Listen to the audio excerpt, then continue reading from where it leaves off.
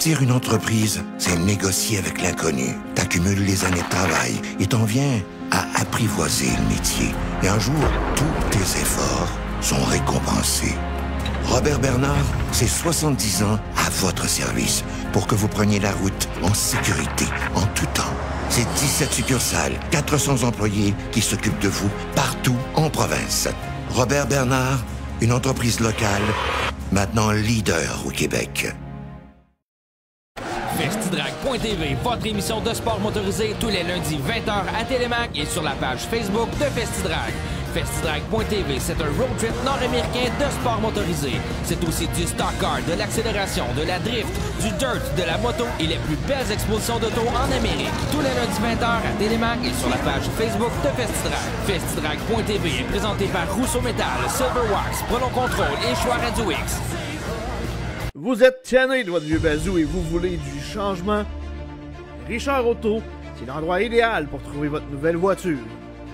Que ce soit pour une première, deuxième ou troisième chance au crédit et plus, tout le monde est accepté chez Richard Auto. En personne au 625A Boulevard Lemire à Drummondville ou sur internet au richardauto.ca. Richard Auto, l'endroit idéal pour trouver votre voiture de rêve. Driver Academy, l'expérience d'une vie.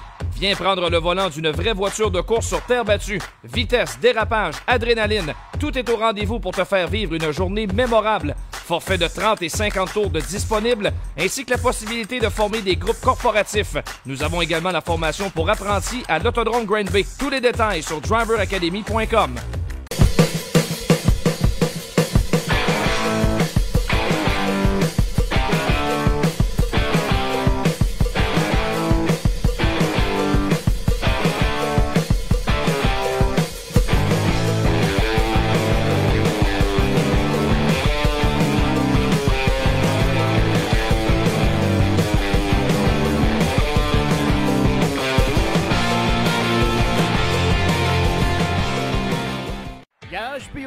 Est votre ressource en cas de bris d'équipement. Fiez-vous à sa main-d'œuvre qualifiée et à ses outils spécialisés pour que votre flotte d'équipement demeure concurrentielle. Une réparation efficace, une immobilisation minimale, votre solution pour demeurer dans l'action. Garage P. Auclair, votre spécialiste en redressement de camions et de remorques dompeurs. Le Garage P. Auclair fait également la vente, l'achat et la location de remorques dompeurs. Garage P. Auclair, 1325 principal à Saint-Dominique.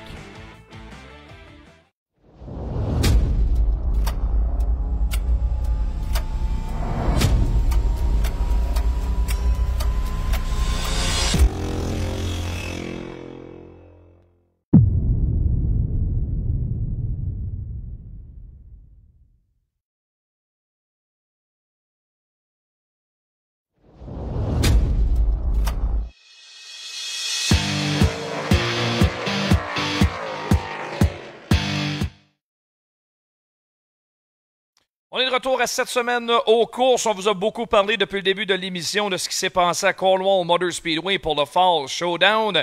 Mais évidemment, les restrictions sanitaires empêchaient les Canadiens de se déplacer au Super Dirt Week à Oswego, New York, ou sur la piste habituellement asphaltée, recouverte de terre. C'est là où se passe le Super Dirt Week depuis 2016.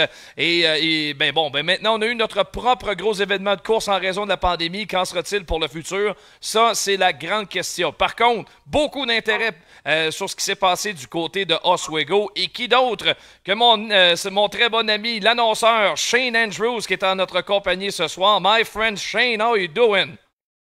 I am well, Anthony. How are you? Great to hear you. Great to see you. It's been way too long. I don't know what you just said, but I'll tell you what. It sounded eloquent and it sounded as professional as ever. I am just so happy to see you and be able to talk to you, my friend. You know what, Shane? You know fully well that I appreciate each and every time I meet you, getting the chance to grab a bite with you a couple of years ago in Utica, where I had the chance to meet you on my hockey duties. But I have so many great memories of both you and I announcing together. I think that we were making an excellent duo. On one side in French, the other one in English. And I'm still crossing my fingers that we're going to have the chance to do it again. I hope so, buddy. I'll tell you, you have a gift that is like none other, and to be able to do what you do, not only in motorsports but also in hockey, is a talent. And to be able to share the microphone with you, like I have in the past, has been exceptional. And I really hope that someday down the road again, we get to do that and we get to create some more memories. And if you do get down to Utica this year, once the border opens up with hockey, please, by all means, let me know, and I'll make sure I get us a dinner again. We're going to do this for sure. Hopefully, I don't know what will go on in the next couple of weeks, but we're going to see. I got to tell you a confidence. This week, I was with my friend Martin Bélanger announcing at Cornwall Motor Speedway, both Frenchies doing a full show in English County in Cornwall. Both of us doing it in French and English. I would have never known maybe like 5 or 6 years ago that I would be able to do this, but I did it, and I was really happy to do so. It was an awesome event, and hopefully we're going to do this again next year. I heard it was an awesome event, and I heard it was some really good racing. Tim Baltz, who is the normal voice of the Cornwall Motor Speedway, was down with us at Super Dirt Week, and he was keeping tabs on everything going on. He was keeping us updated of what was happening and keeping us informed of all the racing action. He was a bit torn. He wanted to be at home, but duties took him down to Super Dirt Week this week. And he had 2 great replacements. So I think everybody was pleased, and they were in good hands. Shane, let me translate a bit for French listeners, if you don't mind. Shane qui nous mentionne plein de belles choses au sujet des courses, de notre relation à lui et moi. On s'apprécie mutuellement. Il y a un coup de foot professionnel il y a déjà plusieurs années, lorsqu'on a eu la chance de travailler ensemble en français d'un côté de mon bord, puis de lui, évidemment, en anglais lorsqu'il venait pour les courses de la série Dirt Car ici. Et depuis, on a toujours gardé contact. Et quand on a la chance de se rencontrer aux États-Unis, on le fait évidemment. Et j'expliquais bien sûr qu'en fin de semaine, pour moi, c'était un honneur, vraiment, d'annoncer un show de course, 2 shows de course avec mon ami Martin Bélanger, 2 francophones qui se retrouvaient à la barre d'un programme de course au complet dans les 2 langues. C'est un très, très bon souvenir. Shane, I got to talk to you about what happened this week at Oswego, New York for Super Dirt Week. 5th edition of Super Dirt Week at Oswego. And the elephant in the room right now is track conditions. I know there's a lot. I know there was victories for Stuart Friesen at the Salute to the Troops 150 in a 358 modifieds, and on Sunday it was the Matt Williamson show. But I mean track conditions. Everybody was talking about that in Cornwall. Yeah, let's be honest. The track conditions were not ideal. That is not what the World Racing Group wanted to see. It's not what any of us wanted to see. I'm not a track prep expert by any means, way, shape, or form. I'm lucky if I can plug in my microphone. I don't know how to prep a track, and I sure as hell don't know how to put play down on an existing asphalt track. It's unfortunate that the conditions were what they were. Fortunately, nobody was hurt. Fortunately, everybody is safe. Yes, there was damage to the cars, shocks. We all know that. We saw, we all saw it. We all know what happened.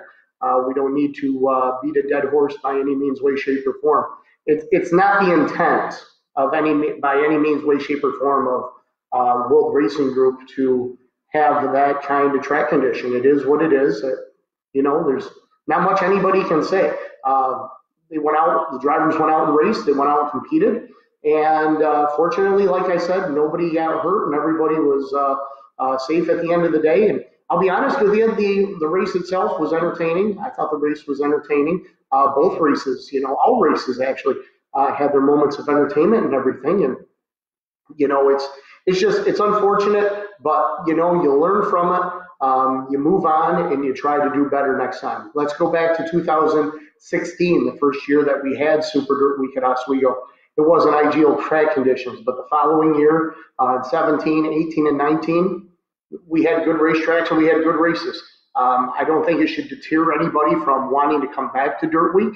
I don't think it should keep any of the competitors from coming back from Super Dirt to Super Dirt Week. 1 year doesn't make a trend. So I think everybody just needs to be patient and see what happens next year. And I can guarantee you this, that there wasn't a smiling face in the tower at the end of that race. You know, we all saw the product and we all want it to be better. That's what we strive for as the premier sanctioning body in the Northeast. We strive to be perfect, and you know, and it wasn't. So, you know, it is what it is, and we have to move on, learn from it, and try to improve for next time. Shane Andrews qui nous mentionne plein de choses dans sa réponse concernant les conditions de piste du côté de Oswego. Très, très difficile tout au cours de la semaine.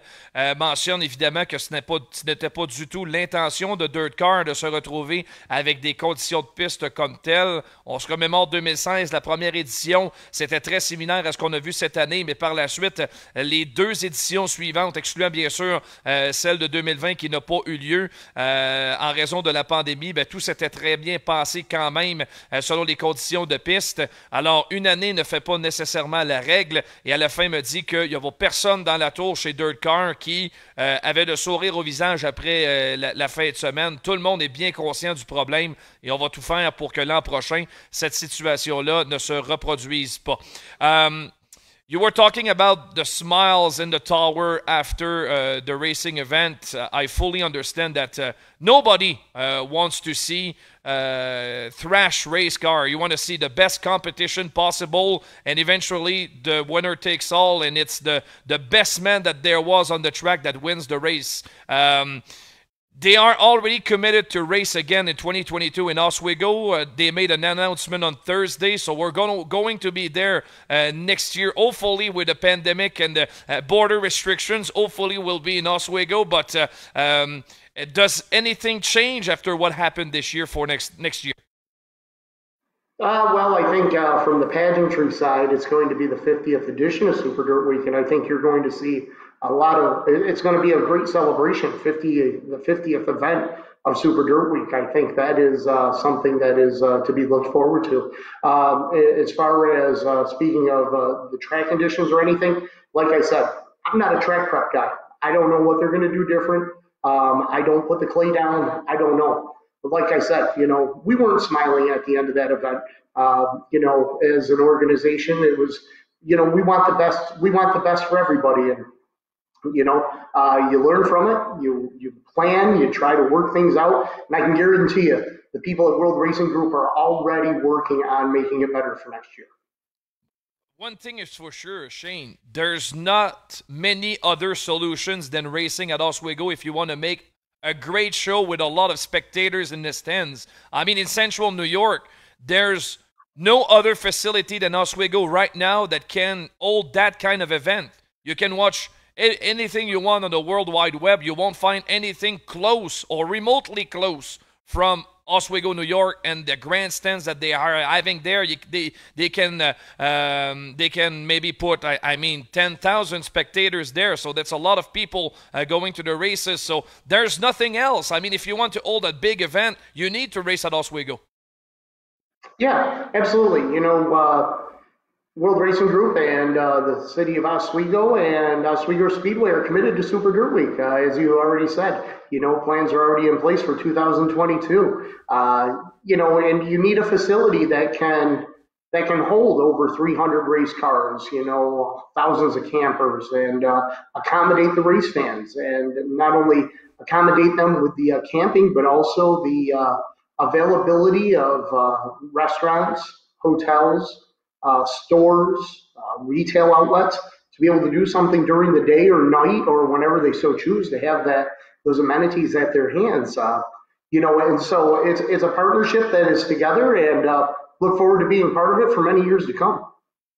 Shane qui nous mentionne que Oswego, évidemment, Super Dirt Week est commis à y retourner en 2022. Et comme je lui mentionne, il n'y a pas 50 000 solutions non plus là, pour présenter l'événement. Si on veut avoir un événement d'une grande ampleur et recevoir autant de pilotes de spectateurs, d'équipes de course, de roulottes, de motorisés, ça prend un espace très, très vaste et il n'y a pas 50 solutions du côté de l'État de New York, du moins dans la partie centrale de l'État. Là, on organise l'événement depuis les débuts du Super Dirt Week. Donc, tout porte à croire que 2022, on va retourner à Oswego pour la 50e édition et tenter évidemment de trouver de meilleurs moyens pour préparer le circuit.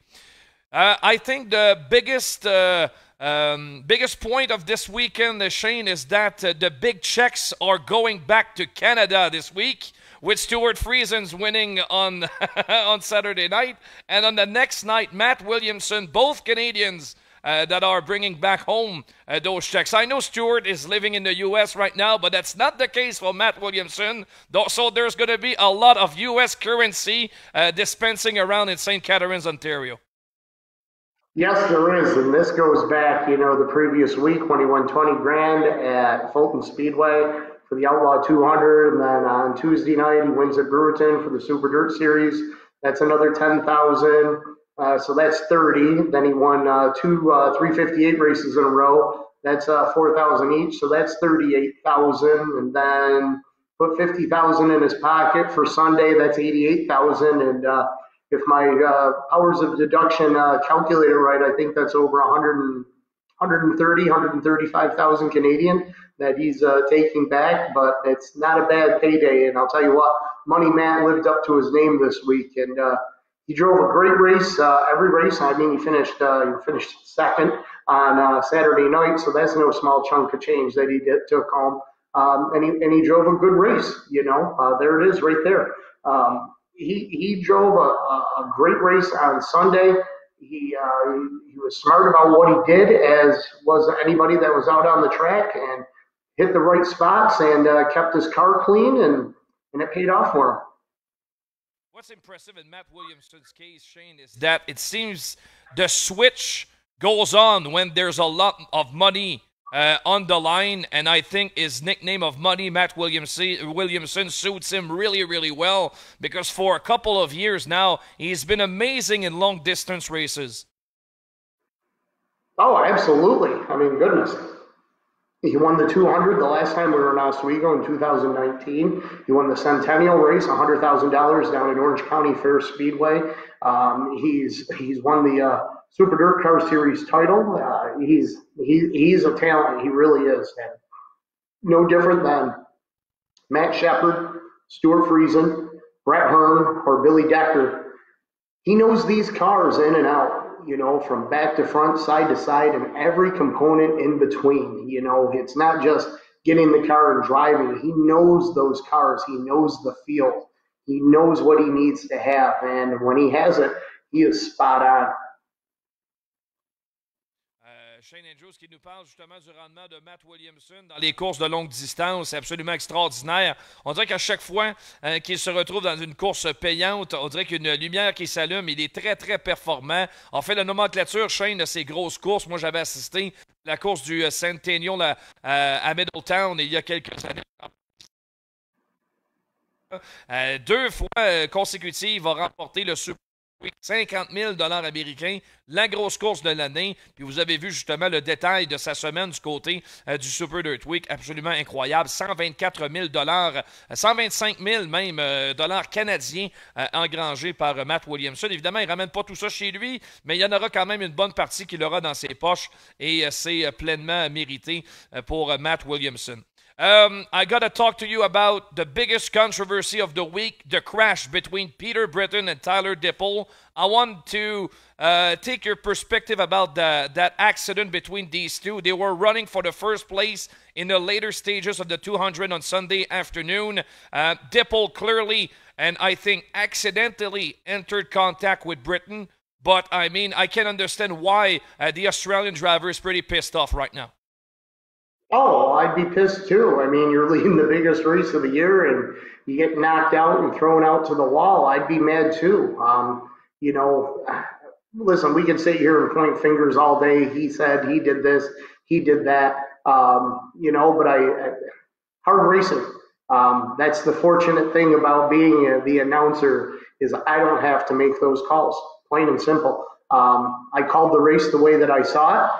There was contact between the two. I don't know if it was hard driving on Tyler's part or if he hit the rut up in turn number 4 and it catapulted into Peter. But, you know, it's unfortunate that it happened because it took Peter out of a prime position that he had to win that race, and he ended up finishing 16th, and I believe Tyler ended up finishing in the top 10. So, you know, it was an unfortunate incident. You hate to see something like that happen.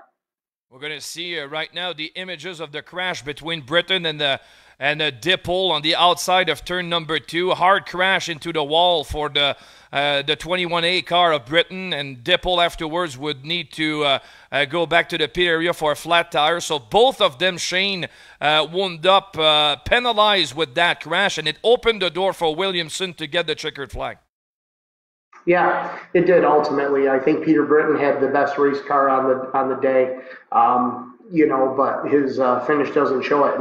And you feel bad. You really do. At the end of the day, you feel bad. I like Peter Britton. I think he's a hell of a great guy. I'm a fan of his, you know. I like him. I think he races clean. Tyler Dipple, you know, he's an up-and-coming driver. He has a great future ahead of him, as does Peter Britton, and it's an unfortunate incident, you know. And looking at that replay right there, I don't know if he hit the rut just right and it shot him up to him, or if he was just being over aggressive and drifted up just the way that his car went. It's hard to say. You know, it's a tough call to make. Shane qui nous parle de l'accident qui a beaucoup fait jaser entre Tyler Dipple et Peter Britton, qui a, au bout de ligne, ouvert la porte à Matt Williamson pour justement aller chercher la victoire. Ben, vous l'avez vu sur les images, à vous d'en faire votre propre opinion. Mais Shane, de son côté, évidemment, s'en remet à ses yeux et ce qu'il a vu. Un accident, bien sûr, très dommage pour Britton, qui était clairement le plus rapide sur le circuit depuis le début de la course. Et heureusement, lui, à titre d'annonceur, n'a pas à prendre de décision compte tenu là, évidemment de la situation qui s'est produite, mais qui a permis tout de même à Williamson d'aller chercher la victoire. So Shane, what's on your plate now to end your season? There's a couple of big shows until the end of the year. There will be the World Finals in Charlotte in a couple of weeks. So what's on your plate? Is there anything else on your announcer's duties? No, I'm all done for the year with the exception of the World Finals down in Charlotte. 3 nights down there, November 4th, 5th, and 6th. Looking forward to getting back down there for that. For the next couple of weeks, I'm just going to take it easy, get some housework done, maybe catch a concert here, concert there, and watch a lot of football. Good thing is, we'll see you, I'm crossing my fingers really hard that I'm going to see you somewhere down the line this winter, hopefully, and for sure next summer. I can't see anything that will prevent us to go on your side next summer to see some racing. Thank you very much, my friend Shane, and I hope to see you really, really soon. Anthony, thanks for having me on. Thank you very much for all you do. Look forward to seeing you. Stay safe in all your travels, okay, buddy? Bye-bye, my friend. Thank you very much once again. Goodbye. Bye. Shane Andrews, la voix de Dirt Car. Quelle voix extraordinaire. Quelle personne extraordinaire. Mon ami Shane Andrews, que vous retrouverez au micro lors du World Finals présenté à Charlotte les 4, 5 et 6 novembre prochains. Un événement auquel j'ai assisté à 3 reprises. Shane est tellement smart qu'il m'a même offert la chance de parler au micro en français un peu il y a quelques années. Extraordinaire. On fait une pause. Au retour, les amis Kevin Hébert et Kevin Lusignan viennent s'asseoir en ma compagnie sur notre plateau ici pour parler NASCAR et F1. Il y avait de l'action pas mal en fin de semaine.